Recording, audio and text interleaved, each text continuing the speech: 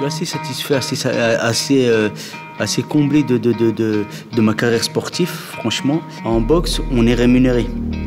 Et c'est vrai que quand vous avez 15-16 ans, vous avez envie d'avoir un peu d'argent et puis vous êtes issu d'une famille modeste, ce qui fait que les jeans Levi's à 500 balles, c'est pas tout le monde qui peut se les payer. J'arrive en équipe de France, je suis partenaire d'entraînement, je ne suis pas le numéro 1 de la catégorie. Donc il faut encore batailler et bagarrer pour faire sa place. Et à ce moment-là, bon, on continue le chemin, on continue de travailler. Aujourd'hui, les gens ont besoin de rêver. Et le temps. Ils ont besoin aussi d'avoir un métier. Oui, mais en attendant, quand je parle de rêver, c'est un enfant qui rêve. Un enfant qui rêve, il n'est pas dans le quartier à faire des conneries. À chaque élection municipale, je suis sollicité, mais sans projet. C'est-à-dire que c'est bien beau, on veut avoir un nom dans sa liste, on prend, on y a un nom, il représente quelques voix, il va nous apporter des voix et tout. Sauf que moi, j'ai besoin d'un projet un peu plus profond.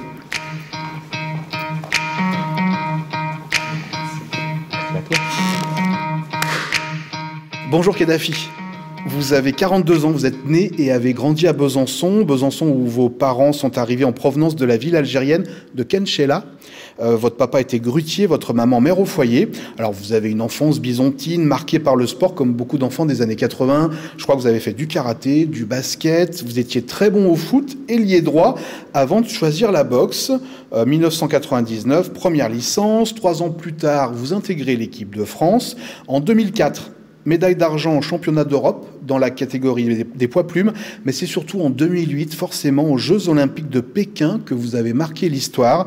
Vous avez offert à la France une magnifique médaille d'argent. On y reviendra longuement. Et puis vous avez ensuite choisi la voie forcément plus rémunératrice de la boxe professionnelle. Désormais, vous travaillez pour la ville de Besançon comme agent d'accueil dans une administration, mais on va voir que vous n'avez pas rangé les gants pour autant, car vous n'avez jamais cessé de rappeler l'importance du double parcours. Réussir dans le sport, mais aussi dans la vie. Est-ce que je n'ai rien oublié, Kedou? C'était parfait. Alors Kedou, c'est votre surnom. Il vient d'où ce surnom? Il vient de ma grande sœur qui, à l'époque, trouvait le prénom Kadhafi trop lourd. Donc, elle a décidé de me donner un petit surnom assez doux, Kedou, et c'est resté. Kedou, est-ce qu'on peut se permettre de se tutoyer? Parce qu'on se connaît un petit peu, et je sais qu'en boxe, il faut parfois être plus direct et que c'est peut-être plus simple. Avec plaisir. Allez, on va se tutoyer. Kadhafi, on va revenir sur cette enfance à Montrapon, je l'ai dit, beaucoup de sport. Quand on est un jeune des années 80, de toute façon, il y a le collège, il y a l'école et puis il y a le sport. Oui, effectivement, j'ai pu découvrir le sport via les maisons de quartier et les clubs des quartiers aussi. Et je me suis construit à travers le sport et le sport m'a beaucoup accompagné tout au long de mon enfance. Je fais une petite aparté pour dire que si on est ici à la Fight Academy de Besançon. Exactement. À un endroit où tu donnes des cours de boxe. Exactement. Cela fait 2 ans que je suis à la Fight Academy et que j'encadre des jeunes et des moins jeunes. Et c'est vrai que cette structure, j'ai été accueilli par les 2 dirigeants de cette structure, c'est Aziz Baïz et Thierry Holz, qui m'ont donné toute leur confiance. D'ailleurs, je les en remercie. Et c'est vrai qu'à travers cette structure-là, j'ai envie de dire que je renais. Parce qu'il y a pas mal de temps, j'avais raccroché mon rôle d'entraîneur et d'éducateur. Et là, je reviens pleinement. On va parler de ça après, évidemment. On va reprendre sur cette enfance. Il est comment, le jeune Kadhafi, à l'école et au sport? Alors, à l'école, pas très studieux. Très intéressé au sport, ça se voit déjà dans la cour d'école quand on joue au ballon. Et c'est vrai que le sport était tout pour moi. Je mangeais sport, je dormais sport. Et c'est vrai que le sport, c'était ma façon à moi de pouvoir m'exprimer. J'étais quelqu'un d'assez, je dirais, speed. Et c'est vrai que le sport m'a permis de me canaliser et puis surtout de contrôler ce surplus d'énergie que j'ai pu avoir par moment. Et c'est vrai que, comme je l'ai dit tout à l'heure, le sport m'a pas mal construit. Au niveau de l'école, école primaire, collège, est-ce que étais quel élève? Est-ce que, justement, par le sport, tu étais très bien intégré et tu avais beaucoup de copains? Ou est-ce que c'était un peu difficile? Est-ce que tu as subi du harcèlement ou pas? Je ne sais pas. On se souvient un peu de ces années d'école maintenant avec le prisme de 2025, où on sait que le harcèlement, par exemple, est une thématique importante. Comment s'est passée ta scolarité, toi? Assez bien. J'ai de très bons souvenirs à l'école. J'étais pas trop studieux parce que ça ne m'intéressait pas, en fait. Et c'est vrai que j'avais pas mal d'amis, pas mal de personnes. J'étais assez sage en classe, mais voilà, j'étais pas trop intéressé par rapport à ce qu'on me proposait à l'école. Et c'est vrai qu'à travers le sport, j'ai pu avoir une bouffée d'air, quoi. Est-ce que tu avais des idoles à l'époque en sport, alors, du coup? Non, j'avais des sportifs que j'appréciais, notamment à l'époque, c'était Mike Tyson. Des joueurs déjà la boxe, déjà? Ouais, déjà la boxe, on appréciait Mike Tyson puisqu'il a marqué toute une génération. Et au niveau du football, c'était Zinedine Zidane parce que j'ai grandi avec lui, avec la Coupe du Monde de 98.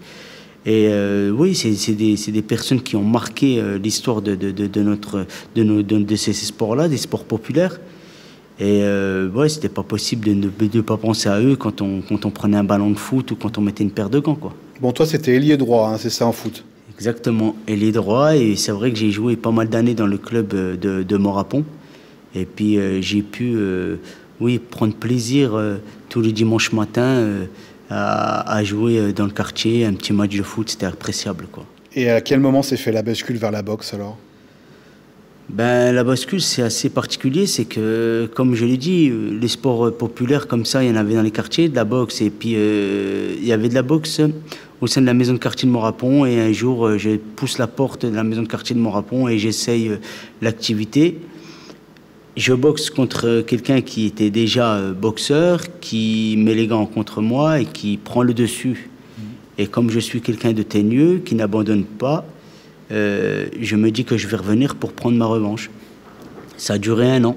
C'est-à-dire qu'à chaque fois que tu revenais, je reperdais, je reprenais une petite raclée à chaque fois, et c'est ça. Et quelque part, ça a duré 1 an, et au bout d'1 an, j'ai pris goût à l'activité, et puis je revenais pour l'activité, et non plus pour prendre ma revanche.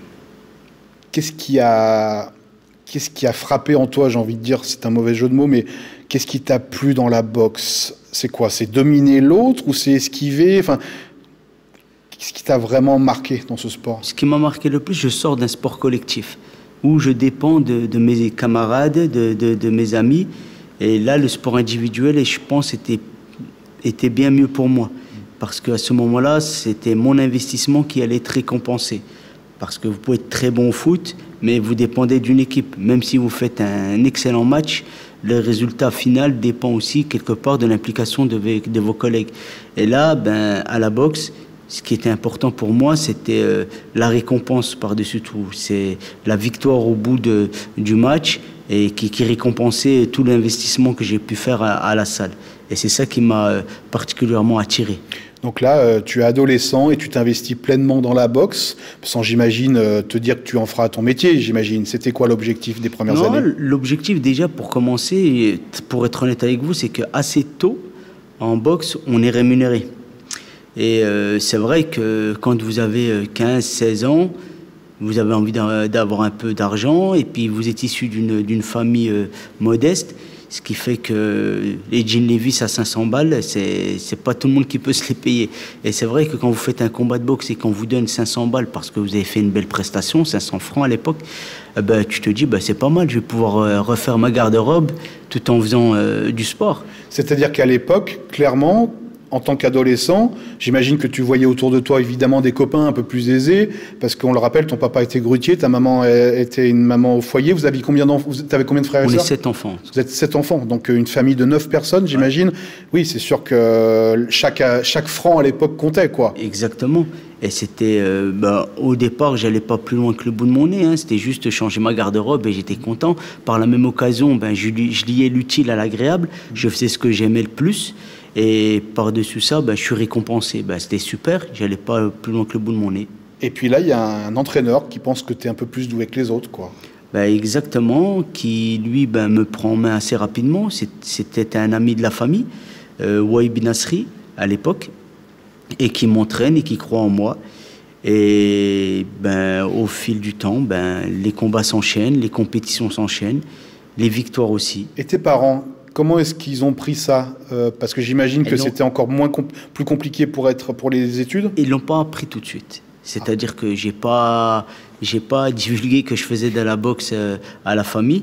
Et donc, à ce moment-là, vous savez, j'ai perdu mon papa en 92. J'avais déjà 8 ans. J'avais déjà perdu mon papa, donc j'avais que ma maman qui s'occupait de nous.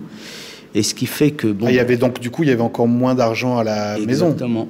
Ce qui fait que ma maman n'était pas trop au courant. Et je ne lui ai pas dit, parce que je savais que pour elle, c'était catégorique, c'était non, pas de boxe. Elle avait peur pour son petit dernier. J'étais le petit dernier de la famille, donc elle avait peur pour moi. J'étais assez chouchouté. Et je ne l'ai pas déclaré tout de suite. Mais elle ne voyait pas Kedafi qui rentrait avec un petit peu le visage abîmé? Et il s'avère que Kedafi, il n'est jamais rentré marqué. et le truc, c'est ça un peu qui m'a sauvé, parce que je n'étais pas quelqu'un qui prenait beaucoup de coups, mais je faisais partie d'une petite catégorie, donc il n'y avait pas de gros punchers. Ouais. Et ça m'a beaucoup aidé. Et ils l'ont su un peu après, quand les premiers articles de presse sont sortis, forcément... Et elle a dit quoi, la maman? Disons que ma mère n'était pas trop d'accord, elle avait peur pour moi. Et elle a refusé de voir mes combats. Moi, je m'efforçais de faire attention de ne pas me faire marquer, que ce soit à l'entraînement ou en compétition. Et c'est vrai que j'ai eu pas mal de chance là-dessus, j'ai pas été beaucoup marqué. Et c'est vrai que ma mère m'a permis de continuer. Et puis après, lorsqu'on arrive aux portes de l'équipe de France, il n'y a plus de discussion, quoi. Oui, c'est ça, tu as une vingtaine d'années et tu fais partie de l'équipe de France. Là, clairement, tu te dis que ça va être ta vie? Pas encore, parce que je ne suis pas encore numéro 1. J'arrive en équipe de France, je suis partenaire d'entraînement, je ne suis pas le numéro 1 de la catégorie. Donc il faut encore batailler et bagarrer pour faire sa place. Et à ce moment-là, on continue. On continue le chemin, on continue de travailler. Est-ce que tu as eu peur de ne pas y arriver? Non, j'y pensais même pas. Vous savez, mon objectif à ce moment-là, c'était de devenir champion de France, de gagner cette ceinture afin d'être champion de France et numéro 1 de ma catégorie. C'était mon seul objectif. Et on a travaillé, je suis arrivé en 2002 en équipe de France et pour la première fois de ma carrière, je deviens champion de France en 2004. Ce qui fait que pour les championnats de France de 2002 et 2003, j'ai échoué aux portes du titre, quoi. Et c'est vrai que ça m'a fait beaucoup de mal parce que je suis un mauvais perdant. Et le fait d'être en équipe de France me rassurait aussi quelque part parce qu'on s'entraînait, on pouvait avoir des sorties pour boxer dans d'autres pays. Et puis c'est vrai que ça me rassurait un petit peu. J'ai pris mon mal en patience. C'est-à-dire qu'à ce moment-là, quand tu es en équipe de France, oui, il y a quand même, j'imagine, tu es rémunéré ou comment est-ce que tu gagnes ta vie? Alors, je gagne ma vie par le CNASEA. À l'époque, c'est une petite bourse qui est attribuée. Si je me souviens bien, c'était 300 euros, pardon. 300 euros. Mais pour moi, c'était déjà énorme. J'ai jamais gagné d'argent. J'étais nourri, logé, blanchi à l'INSEP. Et cet argent-là me permettait de payer mes billets de train pour rentrer à la maison, pour pouvoir voir la famille et puis faire quelques petits loisirs sur Paris. Et j'étais très très heureux de gagner tout ça. Et puis c'était mes seuls revenus, quoi. Comment se passaient tes semaines de boxe? Combien d'entraînements? Tu dormais, tu vivais boxe, j'imagine? Je m'entraînais tous les jours. Tous les jours. C'est-à-dire que lorsque je m'entraînais pas, je faisais du sport quand même. Je jouais au foot, je jouais au ballon. J'étais toujours actif. Je m'entraînais 2 fois par jour. Le matin, c'était assez cardio. Et l'après-midi, c'était spécifique. Spécifique boxe ou opposition boxe, toutes ces choses-là. Et j'ai jamais pris ça comme un métier. J'ai toujours pris ça par plaisir. Je faisais du sport par plaisir. Et c'est vrai que par la suite, c'est devenu un métier. Mais c'était assez facile pour moi. Je m'amusais. Oui, il n'y a pas de douleur dans l'entraînement pour toi ou c'est quand même des sessions d'entraînement compliquées? Non, parce que c'était normal de prendre des coups. C'est absurde ce que je vais dire, mais c'était normal pour nous de prendre des coups parce que c'était notre métier et c'est ce qu'on avait choisi. Bien sûr, on portait un casque, on se protégeait, on avait notre protège-dents, mais c'était normal de prendre des coups, ça devenait normal. C'était un automatisme qu'on avait créé et on devenait quand même assez professionnel parce qu'on était quand même sur liste ministérielle, on faisait partie des sportifs de haut niveau et donc il n'y avait aucune inquiétude là-dessus et aucune douleur. Tu es un champion dans un sport qui est quand même assez particulier, c'est-à-dire un sport où, qu'on soit un grand champion ou un débutant, potentiellement, on peut rester par terre allongé sur le ring et y passer. Il y a quand même, c'est quand même présent cette peur ou pas du tout en fait? Toi, à quelques minutes d'un combat, est-ce que tu pensais à ça? Non. Ou pas? Très honnêtement, non, je ne pensais pas à ça, je pensais seulement à la victoire ou à la défaite. C'est-à-dire qu'il fallait que je gagne. Et il faut savoir que les boxeurs sont les gladiateurs des temps modernes parce que vous êtes dans un ring face à un adversaire qui peut vous humilier publiquement. Il y a un public et c'est ça qu'on va retenir, nous, en tant que boxeurs, à ce moment-là. C'était la peur de ça, d'être humilié? Oui, la peur d'être humilié parce que lorsque vous perdez face à quelqu'un qui est forcément plus fort que vous et il vous a humilié publiquement parce qu'il était plus fort que vous, il vous a donné plus de coups et c'est comme ça qu'on voit les choses. Mais le danger en lui-même, à ce moment-là, on ne le perçoit pas. Et alors, sans parler de douleur physique, est-ce qu'il y a une grosse douleur psychique à perdre? On se sent... Est-ce que c'est compliqué, les heures qui suivent une défaite, plus qu'au football, par exemple? Ben, j'imagine. Parce que moi, personnellement, les peu de fois où j'ai perdu, ça a été atroce. C'est une mini-dépression. Parce que moi, personnellement, je n'accepte pas de perdre. Et je vis ça comme une humiliation. Et il faut savoir que lorsqu'on perd, on ne perd pas parce qu'on a joué au foot. On perd parce qu'on a combattu et on est tombé sur plus fort que soi. Et il peut y arriver, je ne minimise pas les défaites au football, hein, mais on joue au foot. En boxe, on ne joue pas, on combat. Et là, quand vous tombez contre plus fort que vous, c'est votre ego qui est touché. Alors, beaucoup de gens sont tombés contre plus fort qu'eux, c'est-à-dire contre toi, puisque tu as enchaîné beaucoup de victoires dans l'univers amateur. Est-ce que tu sentais autour de toi un peu à Besançon et puis après à Paris, est-ce que tu sentais quelque chose qui se passait, là, un bruissement, les gens parlaient de toi de plus en plus dans la presse, il y avait un engouement? Oui, effectivement, j'ai eu la chance comme tu l'as rappelé, 99, je commence la boxe, en 2002, je rentre en équipe de France et en 2004, je fais mes premiers Jeux Olympiques à Athènes. J'ai eu une ascension assez rapide. Et ça a été exactement la même chose au niveau de la presse byzantine, où là, j'ai fait les pages des journaux et bien sûr, quelquefois à France 3. Est-ce que c'est, à cette époque-là, est-ce que c'est grisant? Est-ce que c'est satisfaisant? Est-ce que tu as des avantages? Est-ce que tu gagnes mieux ta vie? Comment ça se passe? Ben, à ce moment-là, on gagne forcément mieux notre vie. Quand on part de zéro, on a forcément mieux après. Mais bon, je ne suis pas riche à ce moment-là. D'ailleurs, je ne le suis pas encore, mais ce que je veux dire, on est un peu mieux, on a une certaine reconnaissance, et c'est vrai que cette lumière médiatique fait qu'on s'intéresse plus à vous, et vous êtes assez sollicité. Donc c'est-à-dire que tu participais à des galas, tu étais payé pour représenter, c'est ça? Pour venir à des compétitions, des animations? Pas trop. En fait, ce qui me permettait, moi, c'était d'avoir des partenaires privés. Le fait d'être mis en lumière comme ça me permettait d'avoir des sponsors, exactement. Et bien sûr, les résultats sportifs font que ensuite vous êtes sur liste ministérielle, vous faites partie d'une autre catégorie et vous pouvez être subventionné pour cela et être accompagné. Et c'est vrai que ça, mis bout à bout, ça vous fait un salaire pour quelqu'un qui fait du sport. Oui, mais après, on ne va pas non plus déformer la réalité. Ça reste un salaire tout à fait normal, entre guillemets. Oui, après, tout dépend du niveau dans lequel... Moi, lorsque j'ai excellé au haut niveau, au très haut niveau, je vivais confortablement. Est-ce que tu pourrais nous dire à peu près combien tu gagnais par mois, en moyenne, ou c'est... C'était même pas par mois, c'était par combat. Et en fait, on boxait, on gagnait un cachet. Et à ce moment-là, il fallait gérer sa vie. Et ce que je veux dire par là, c'était assez confortable, mais j'étais pas aisé. Et quand je dis confortable, c'est tant que tu es actif. lorsque tu es actif, très bien, tu es confortable parce que tu gagnes des bourses qui te permettent de voir un peu plus loin. Mais voilà, pour ça, il faut gagner à chaque fois. Il faut gagner à chaque fois, il faut être performant et puis surtout, il faut être régulier. Alors, arrive 2008.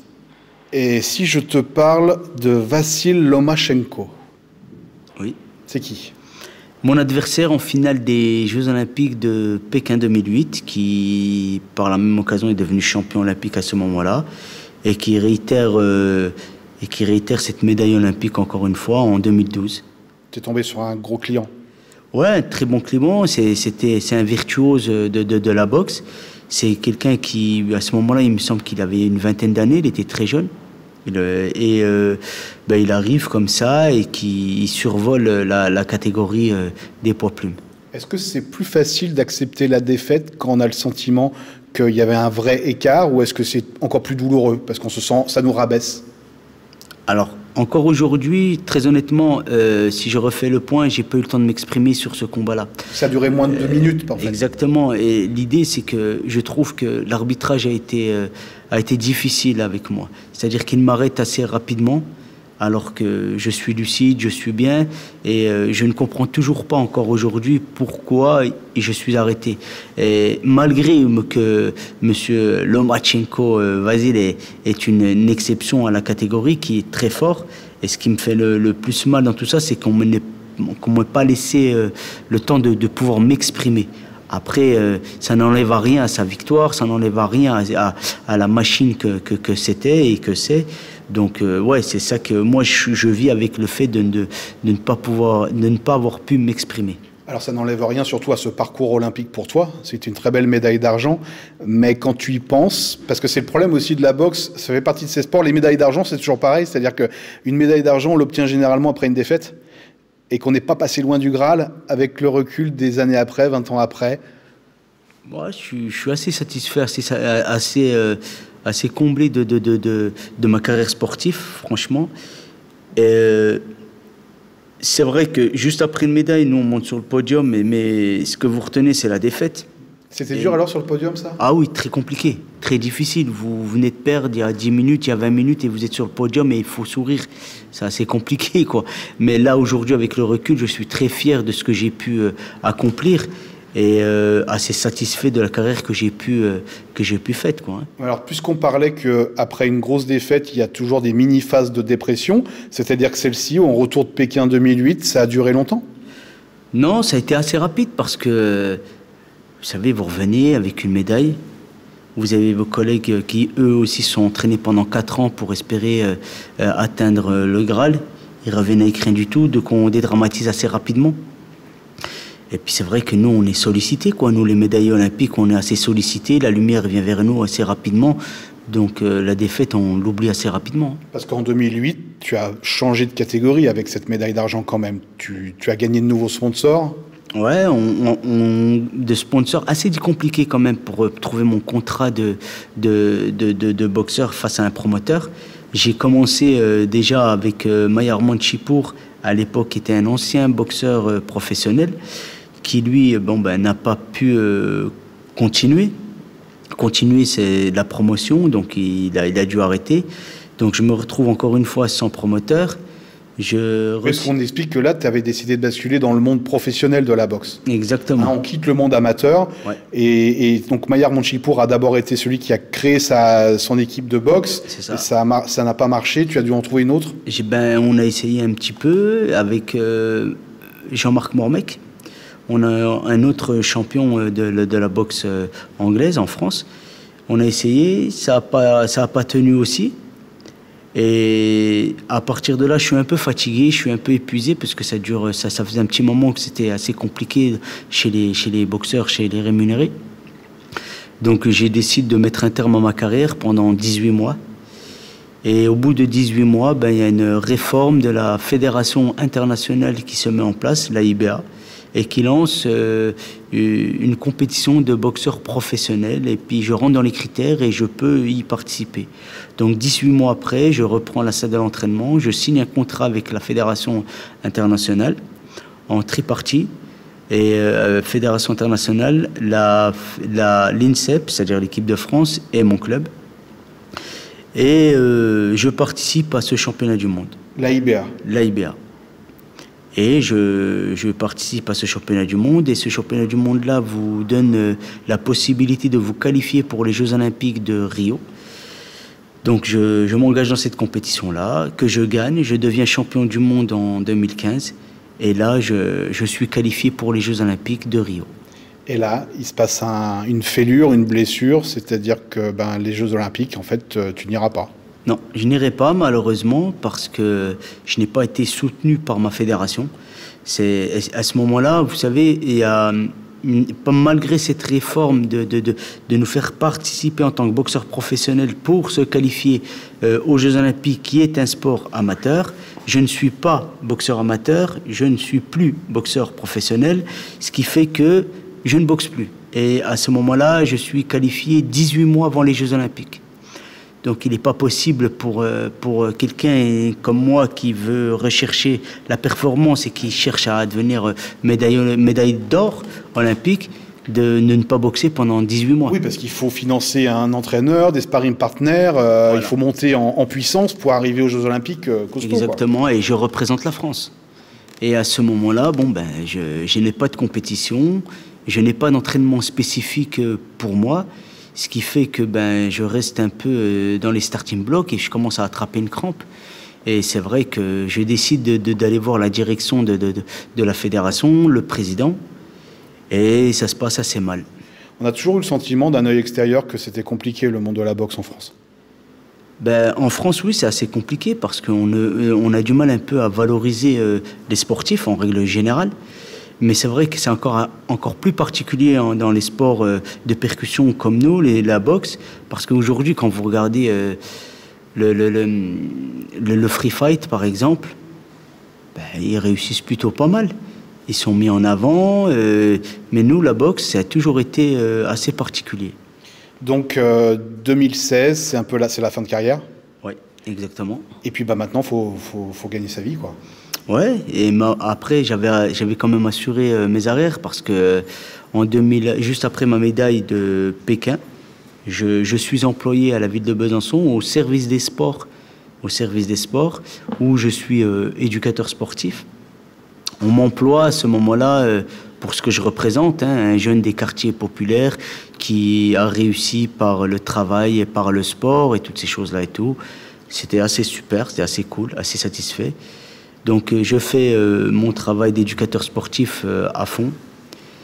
Et il s'avère qu'il me manque quelque chose. Ouais, l'adrénaline de la compétition. Ouais, l'initiation, la découverte, c'est super, on en a besoin, il en faut, c'est super. Mais il me manque quelque chose.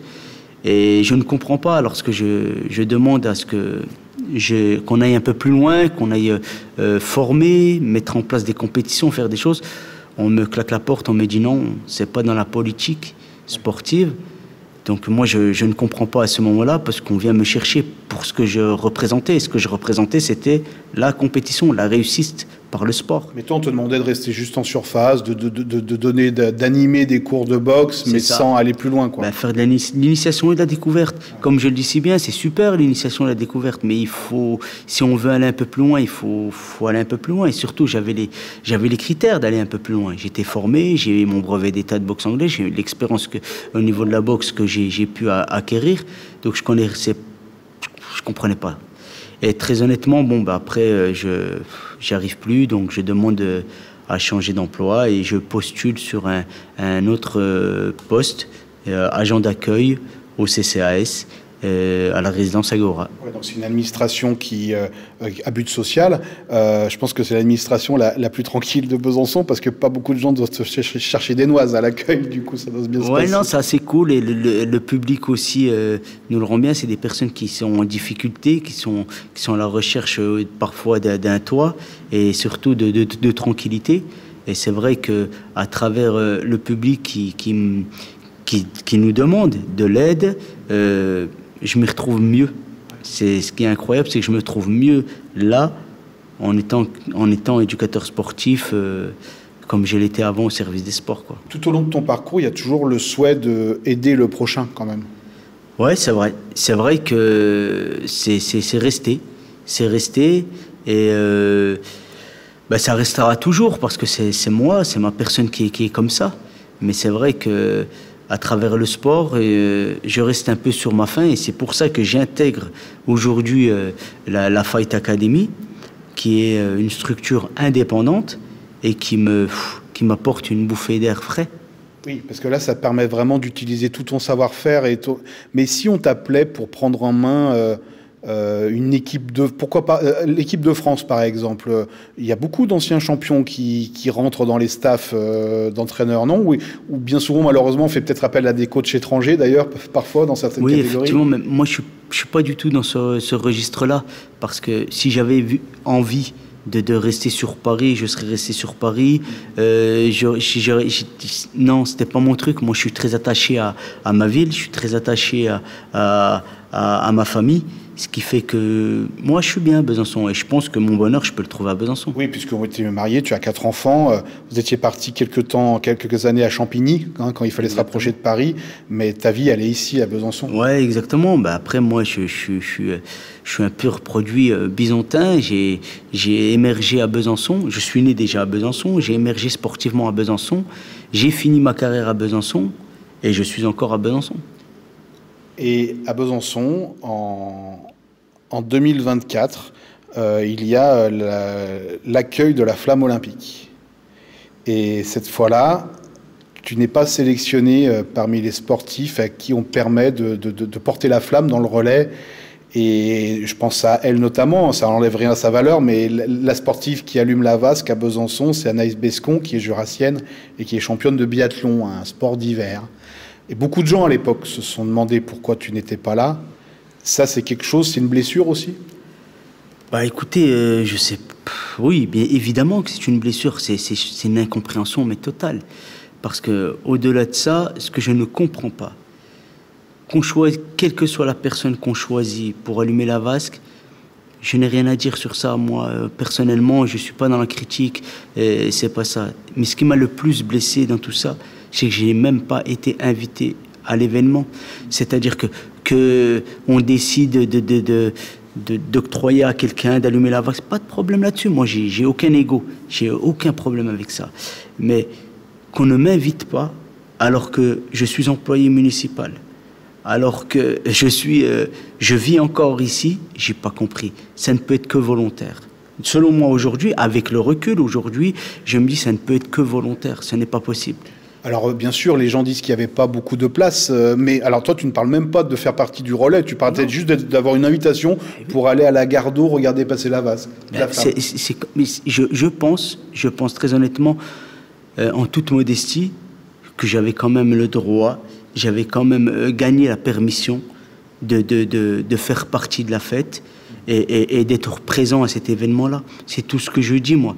Et aujourd'hui, qu'on fasse semblant de ne pas savoir, moi je me pose des questions. Ça peut être que volontaire. Une invitation, voilà, Monsieur Djelkir, voilà, vous avez refait les Jeux Olympiques 2 fois, vous êtes qualifié 3 fois à 3 Olympiades, vous avez ramené une médaille olympique, ouais, venez. Puis voilà quoi. Puis j'aurais fait partie de la fête. J'aurais été très heureux de voir cette vasque olympique allumée par une tierce personne, peu importe. Et j'aurais fait partie de la fête, mais j'ai pas été invité. Et ça, je ne le comprends pas. Il y a une vraie déception, quoi, clairement. Ah ouais, mais c'est violent quand même. C'est violent. Vis-à-vis de la famille, j'imagine aussi. Mais c'est super violent. Vous vous imaginez pas. C'est-à-dire que là, c'est un mépris total à mon égard. Ça peut pas être autre chose. C'est-à-dire que je n'allume pas la flamme, peu importe. Même s'il y a des personnes qui pouvaient imaginer que ce soit moi qui l'allume, peu importe, c'est pas grave. Mais que je ne sois pas invité, vous vous imaginez le truc? C'est que j'ai même pas été invité à l'événement. Mais ça demandait pas des places, ça demandait juste un minimum de respect. Avec le recul aujourd'hui, je me dis que ça a été de la méchanceté. Ça ne peut pas être autre chose. Moi, je ne comprends pas. Qu'est-ce que j'ai fait, moi, là, dans ma ville? Qu'est-ce que j'ai fait, moi, à Besançon? Au contraire, si ce n'est que porter les couleurs de ma ville de la meilleure des façons, ouais, je ne comprends pas. Est-ce que peut-être que c'est aussi là le poids de la médaille d'argent plutôt que la médaille d'or? Ouais, je sais pas. Moi, je pense pas que ce soit un poids. Je pense que c'est un avantage d'être monté sur le podium et d'avoir représenté son pays, d'avoir représenté sa ville pleinement. Je pense que c'est une mise en lumière qui est un avantage. Il y a la volonté toujours de mettre le sport dans les politiques de la ville. Ça, c'est quelque chose qui est aussi important pour toi. Tu penses qu'actuellement, en France, en 2025, on n'utilise pas assez le sport dans les politiques de la ville? Oui. Ah, très certainement. Le sport aujourd'hui est devenu un vecteur d'insertion. C'est-à-dire qu'aujourd'hui, le sport, on ne peut plus l'utiliser comme d'initiation ou de la découverte. Aujourd'hui, le sport, il faut l'utiliser pour aider ces jeunes à s'insérer dans la société, dans le travail, et puis surtout les faire rêver. Parce qu'aujourd'hui, les enfants, ils vont plus se retrouver à travers un Cristiano Ronaldo ou un Messi qu'une personne politique. Et là, aujourd'hui, ça parle plus aux enfants. Et il faut se servir de cela pour pouvoir apporter du rêve à ces gens, à ces enfants. Aujourd'hui, les gens ont besoin de rêver. Et mais ils ont besoin aussi d'avoir un métier. Oui, mais en entendant, quand je parle de rêver, c'est un enfant qui rêve. Un enfant qui rêve, il n'est pas dans le quartier à faire des conneries.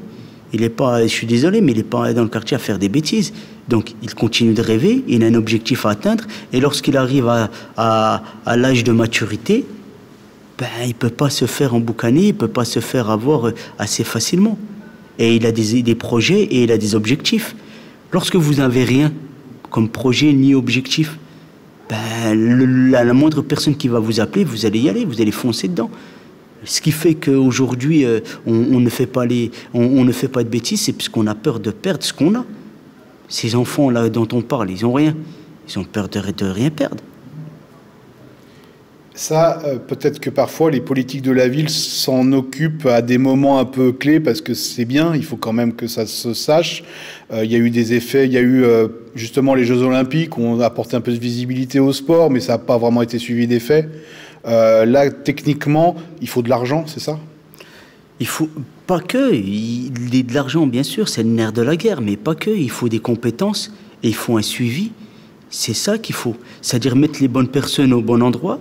Ça, c'est important parce qu'on a des forces vives à Besançon. On a des gens qui sont compétents et qui connaissent le sport et qui peuvent avancer et qui peuvent aider les autres à travers leur propre expérience. Mais ça, il faut avoir une certaine volonté politique pour le mettre en place. Et voilà, aujourd'hui, faut pas tout révolutionner. Dans d'autres villes, ça marche assez bien et puis ça se fait déjà. Et toi, si un homme ou une femme politique t'appelait, tu pourrais t'engager? Après, m'appeler, c'est une chose. Parce que pour pas se mentir, j'ai déjà été sollicité. À chaque élection municipale, je suis sollicité, mais sans projet.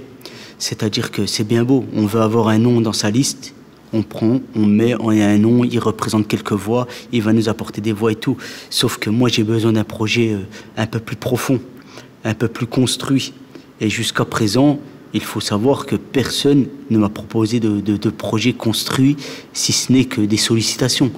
Donc j'ai un peu d'expérience un peu aujourd'hui, donc je préfère prendre un peu de recul sur certaines situations. Et que pour l'instant, donner des cours dans cette académie, là tu as l'impression de faire le travail que tu souhaites faire auprès des jeunes? Oui, bien sûr, je fais le travail parce que les Bisontins sont demandeurs, les Bisontines aussi. Et c'est vrai que je me sens utile à travers le public. Il y a une demande.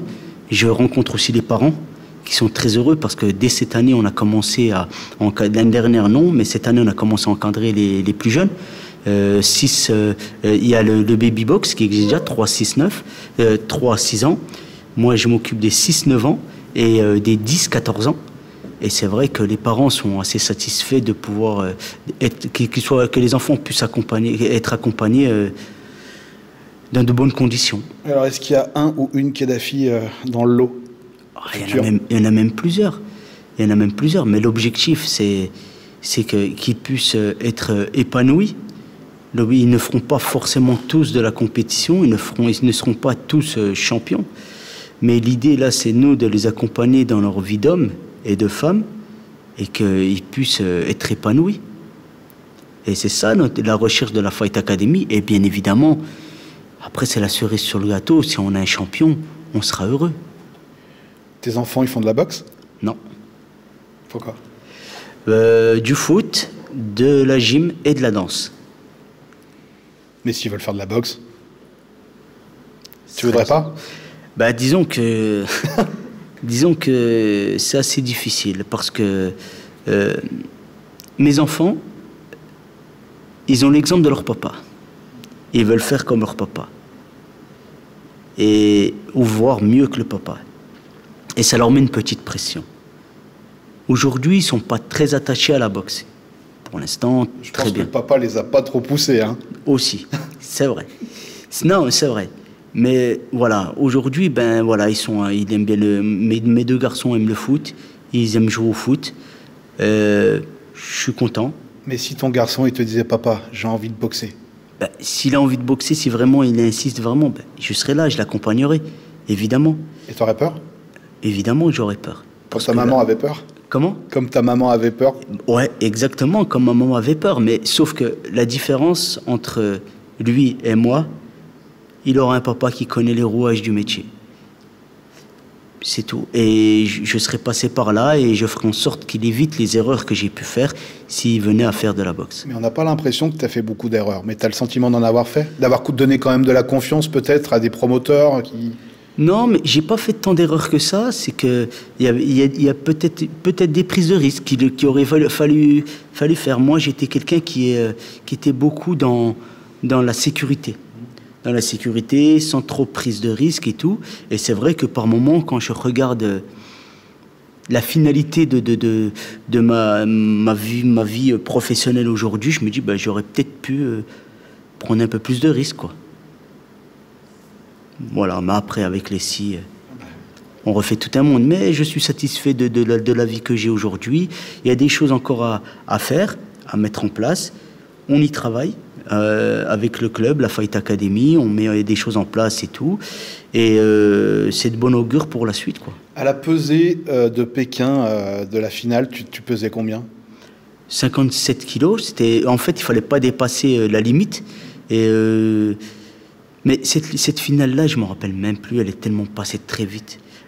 Je ne veux pas trop faire parler de la finale, mais donc c'était 57 kilos. Tu pèses combien aujourd'hui? 65. Et seulement 9 kilos, 8 kilos pris, c'est bien. Ouais, non, franchement, on s'entretient un petit peu. On est là, on s'entretient, on a un petit gabarit quand même. Il faut qu'on fasse un peu attention. Mais sincèrement, c'est un peu de la drogue, la testostérone, non? C'est pas. Est-ce qu'il n'y a pas une hormone que vous avez envie de garder en permanence quand vous avez été sportif de haut niveau? Si. Oh, mais je suis passé par 2 étapes. La première étape, c'est le dégoût total. De tellement avoir mangé de sport toute la journée, 2 fois par jour, pendant 6 fois par semaine. Et c'est vrai que... Et un gros dégoût quand on arrête. Et après, le manque arrive. Parce qu'on sent qu'on a un peu mal au dos, on perd quelques muscles. Donc il faut vite reprendre une activité sportive pour restructurer tout ça. Et c'est vrai que quand on reprend le sport... et qu'on a été sportif de haut niveau, on oublie qu'on ne l'est plus. Donc, le corps n'est plus le même, mais l'esprit reste le même. Et ben, des fois, le corps vous rappelle que vous êtes plus sportif de haut niveau. Vous vous fatiguez assez rapidement. Et puis, c'est vrai que le fait d'avoir une activité aujourd'hui continue, ben, me plaît bien. Et là, aujourd'hui, je fais du sport par plaisir. Et non pas à la recherche de la performance. Je voulais qu'on revienne sur le KO. Tu as subi des KO? J'en ai subi un. En 2005, putain, je me souviens pas de mes victoires, mais lui, c'était à Almeria, en Espagne, face à un boxeur marocain. Et j'ai pris un KO en 2005. Il était incroyable. C'est-à-dire? C'est-à-dire que moi, il était tellement incroyable que je m'en souvenais pas et que c'était mes amis boxeurs qui étaient là dans la salle, qui m'ont raconté la séquence. Et alors? Je boxe un Marocain que j'avais déjà boxé, j'avais déjà gagné. Et il s'avère que je boxe, je prends le combat en main, je gagne, je suis en avance sur le combat. Et je sais pas, il me met un coup de poing, je le prends à la pointe du menton, je tombe. À ce moment-là, il m'éteint la lumière, je sais plus.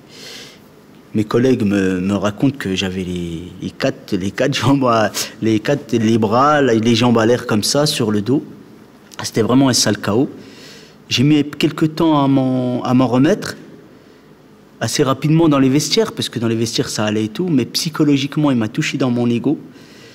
Et c'est vrai que, Ascension, j'arrive en 2002, 2004, vice-champion d'Europe, et 2005, le chaos à Almeria en Espagne. 2006, je fais les championnats d'Europe, je ne fais pas de résultats. 2007, je vais à Chicago, aux États-Unis, je fais les championnats du monde, je ne fais pas les résultats. Toujours en 2007, je vais au tournoi de qualification pour les Jeux Olympiques de Pékin. Je fais le premier tournoi de qualification, je ne suis pas qualifié, je ne me qualifie pas. Et là, il y a une grosse remise en question qui se fait parce que j'ai certainement perdu confiance en moi. Perdu confiance en moi, je n'y arrivais pas, je repartais pas après ce chaos. Et c'est vrai que je me suis parlé, je me suis remis en question, je me suis parlé et tout. Donc je vais à Pescara, en Italie. J'effectue les qualifications pour les Jeux, deuxième tournoi. Et là, à ce moment-là, je gagne le tournoi et je me qualifie pour les Jeux de Pékin. C'est-à-dire qu'il t'aura fallu plus de 2 ans pour effacer un chaos psychologiquement, en fait. Ouais, c'était dans l'inconscient, parce que je m'entraînais dur, j'étais là et tout, mais je sais pas, dans l'inconscient, il y avait un petit blocage qui faisait que j'étais pas performant. Et j'avais cette inconscience, moi, sur le ring. Et c'est vrai que peut-être que ce chaos m'a rendu conscient. M'a rendu conscient et m'a bloqué un petit peu. Et lorsque j'arrive à Pékin, je retrouve cette inconscience qui m'a permis d'aller jusqu'en finale. Bon, en fait, c'est une manière que tu as choisie pour nous dire qu'avant une victoire, il y a forcément une défaite, quoi. C'est vrai. C'est vrai que les débats ont... Vous savez, j'ai toujours appris de mes défaites, jamais de mes victoires. J'ai toujours gagné, j'ai toujours été heureux, content de gagner, mais j'ai toujours appris de mes défaites, car mes défaites, à chaque fois, c'est un coup d'arrêt. C'est un coup d'arrêt, c'est toute une remise en question. Et j'ai toujours appris de mes défaites, car je n'acceptais pas de perdre. Bon, c'est quand même un sport de dingue, la boxe. Avec le recul, je vous le confirme. C'est vrai que c'est un sport de dingue. Il m'est déjà arrivé, moi, de me dire, waouh, qu'est-ce que je faisais avant? Je regardais des mises de gants avec les copains, des entraînements. Il n'y a pas si longtemps que ça, j'ai regardé un documentaire qui était Rêve de médaille, qui parlait de notre préparation avant les Jeux Olympiques et tout. Et je me disais, waouh. Et il y a quelques séquences qui me remémoraient des souvenirs. Et je me disais, ouais, c'est vrai qu'on faisait des choses vraiment de dingue. De dingue. Merci beaucoup, Kédou. Merci à toi, c'est gentil.